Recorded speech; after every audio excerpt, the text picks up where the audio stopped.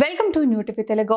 BRS working president KTR తో ఇటీవల భేటీ కావడంపై కూడా ఏపీ మంత్రి టీడీపీ నేత నారా లోకేష్ స్పందించారు. కేటీఆర్ ని కలుస్తానని ఆయనని ఎందుకు కలవకూడదని ఆయన ప్రశ్నించారు. గతంలోనూ వివిధ సందర్భాల్లో కేటీఆర్ ను కలిశానని గుర్తు చేశారు. కేటీఆర్ ను కలవాలంటే తెలంగాణ సీఎం రేవంత్ రెడ్డిని అడగాలా అని ప్రశ్నించారు. తెలంగాణపై టీడీపీ ఫోకస్ చేస్తుందని ఏపీ మంత్రి నారా లోకేష్ తెలిపారు. జూబ్లీహిల్స్ లో టీడీపీ పోటీపై పార్టీ అధ్యక్షుడు చంద్రబాబుదే తుది నిర్ణయమని పేర్కొన్నారు. కవితను టీడీపీలోకి తీసుకోవడం అంటే జగన్ను చేర్చుకున్నట్లేనని వ్యాఖ్యానించారు.